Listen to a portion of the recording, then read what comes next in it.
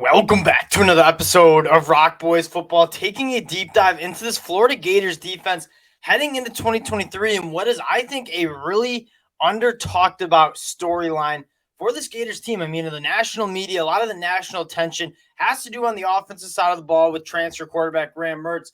But what a bigger storyline, I think, for the Florida Gators is Austin Armstrong taking over this defense that, although it is young, it is an extremely talented group that, from a personnel standpoint, I think really fits what Austin Armstrong wants to do on the defensive side of the ball. Excited to get into it. Now, before we do, just want to say thank you to you guys. It's been a blast taking these deep dives into the units. The Florida Gator fans, you guys have been absolutely awesome with all the support. We talked a lot of recruiting. We talked a lot of what this team's going to look like in 2023. So can't thank you guys enough for rocking with the boys. If you do enjoy the content, consider subscribing to the channel. But more importantly, let us know in the comment section what you guys think. The best part about doing this is hearing from you guys, chopping it up about football. We learn a lot from you guys. So, Dill, let's get into it. I'm going to kick this one off to you.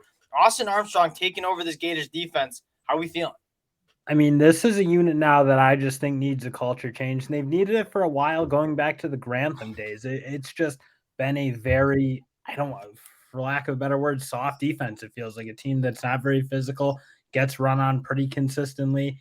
And that's just kind of been the case, going back a handful of years now, because they've had talented players. They've had guys go in the NFL draft, but there's been something missing. So again, like, will Austin Armstrong be the guy to fix it? Like, you certainly hope so. Why I'm so excited is I think Austin Armstrong is the perfect guy to fix it. Like, this defense is going to go through not only a schematic change, but like an identity change. Austin Armstrong, the youngest Power 5 coordinator across the entire country, he brings a brand of defense that is a little bit more like downhill, in your face. And that's exactly what this Florida Gators team needs, not only from like a schematic standpoint, but like you said, like from an identity standpoint. Like, this Florida Gators team bolstering up the physicality, maybe a little bit more blitzes. This team that gave up 4.7 yards per carry to opposing running backs, 178 yards per game to opposing offenses. You need to kind of change the culture and identity. And I think that's why Billy Napier goes to the young buck Austin Armstrong to kind of get it going. Diving into the personnel, Dill, I know you have a lot of takes on this front seven. I'll let you cook a little bit. I mean, frankly, my only real question about this whole unit or whole defensive unit from a talent standpoint probably starts at that defensive end spot. And that, obviously, losing Justice Boone really does hurt, because that was kind of a thin unit in terms of depth. Now, if Kelby Collins and TJ Searcy and some of these young guys really step up and play really well, I think they can have a solid unit, because you kind of know what you have with Princely. I mean, he can certainly play. Jack Pyburn played a little bit as a young guy last year. So you do have a little bit, but honestly, you're probably looking right now, you need those two freshmen to play really good football. I so much believe in Kelby Collins. Like, what you saw in the spring game, what you saw from his senior year, like, this dude, I really do think can come in and play early. I heard they're moving Tyreek Sapp over to that defensive end position as well. Now, what I'd like to have the conversation is, okay, are we concerned about the Florida Gators pass rush? I like Princely, you kind of playing at that jack position. I think he's an NFL caliber guy. But if you're talking about pass rush, there's not been many better defensive coordinators in manufacturing pass rush and pressure than Austin Armstrong. So although they might lack that elite guy off the edge, although Princely, you, I think, could kind of fill that in, I do think I'm confident in what Austin Armstrong can do in terms of bringing pressure and manufacturing blitzes. And obviously, that'll probably be just part of this unit. I do think they have a pretty full group of linebackers. But, I mean, the other part of this defensive line group will be the guys who are going to be tasked with stopping the run, which obviously has probably been the biggest issue Florida's faced in a very long time. And I think, again, you look at these young guys, that feels to me like where it's going to come from. I mean, Chris McClellan really stepped up last year. I think having another year to develop, he's going to be a monster, I believe. I think adding Cam Jackson, a little bit of experience in the portal, is huge. But again, you even look, a guy like Jamari Lyons, to me, is going to need to play really good football. And that will be the story of this whole defense, is young guys who maybe are a little less proven playing up to their, like, kind of filling out that talent level and playing up to what they can do.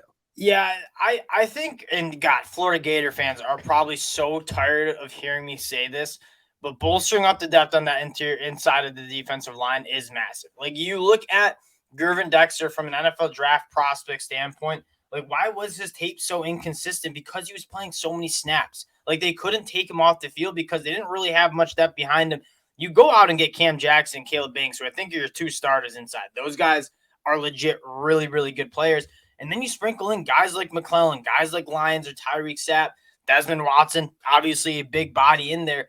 You feel better about this Florida Gators team being able to stop the run. And then you look towards the back end of this defense, and hey, Austin Armstrong is going to ask a lot of your cornerbacks. So you're going to see a lot of blitzes. You're not going to have a lot of coverage on the outside. I want to start with the linebackers because I know this is a crew that you're really high on heading into 2023. I mean, this is where I think when you look at what Florida has, this is, I think, where you get like, man, we got some real potential stars. And I mean, I think that starts and stops with Shamar James. Like, he's the guy, if someone's on this unit going to like kind of take over and be a real difference maker, it's probably going to be him. As a true freshman, I thought he showed the flashes of like the type of guy you want. He comes downhill hard. He plays a sideline to sideline. I mean, he has that prototypical long linebacker. And then again, you do sprinkle in some good experience with a guy like Taraja Mitchell, who's, I mean, not played a ton of football yet from Ohio State, but he's coming from a very much a winning pedigree, and you got to think he'll bring these young guys along.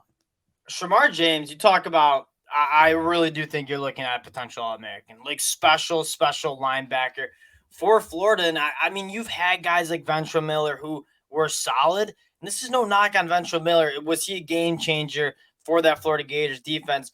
Probably not. And there's a reason why he was a, fifth, sixth-year guy. I think Shamar James is kind of a game changer. And like you said, you sprinkle in some depth too with Derek Wingo, who I like. And then looking at this back end, this is where I think it gets exciting. Like on paper, you're like, okay, this might take a step back. You lose Trey Dean, you lose Rashad Torrance. Those guys are really good safeties.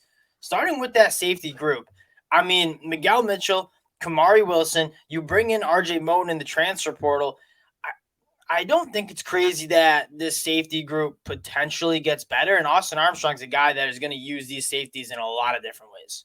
I mean, honestly, I think it's pretty likely that you're going to have a far more talented unit in the back end. Yes. I mean, it is going to be young. So like, yeah, maybe you deal with some growing pains and some young players. That's where I love they go out and get RJ Moten, who's played a ton of football for our Michigan team. And I mean, as a Michigan fan, I'll tell you this, RJ Moten, you're getting a very quality player in RJ Moten, who's played a lot of football. He's played in a lot of big moments. And I love the move in the sense that I don't even know if he starts for Florida, but have an experienced guy back there who can kind of help Kamari Wilson and Mitchell along.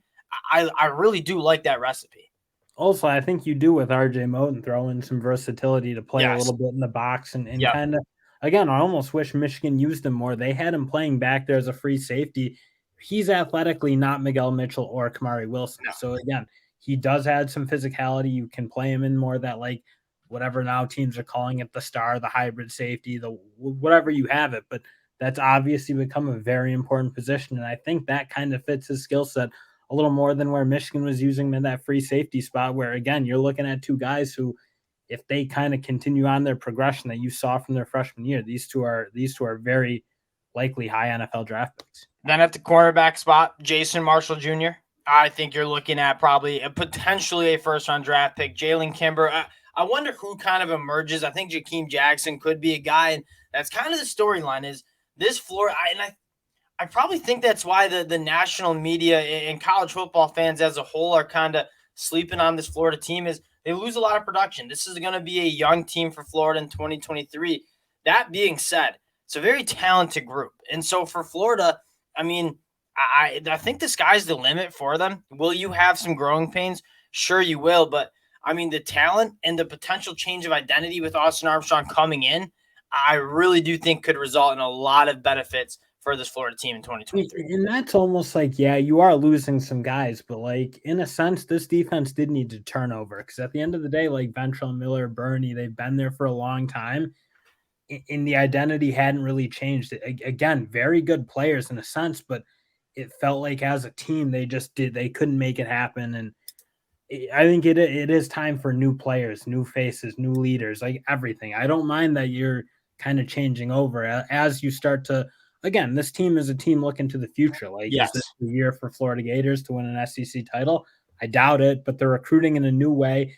They need to establish a new identity. And I think turning this roster over a little bit and having new players play a lot and at those major positions like the middle linebacker, the safeties, defensive tackles. Like, I think that'll be big just because, again, I think something needed to change. I mean, again, as much as there were some good players from the last year's team, those guys had been on some defenses that just hadn't ever put it together in a particularly good way. Yeah, and I think the most exciting part to close on for Florida fans is a lot of these guys that you're going to see playing and being significant contributors in 2023 are going to be back in 2024, right? Guys like Kelby Collins, Shamar James, Kamari Wilson, potentially Jason Marshall Jr. Like, a lot of these guys have plenty of eligibility left, and I think that makes you excited for, all right, let's put a building block this year, and then let's look to the future and really get after it. This is a team that I can't wait to watch. I think it's going to turn – I think they're going to turn a lot of people's heads. I'm not saying they're going to win an SEC title, but I think a lot of people are going to be surprised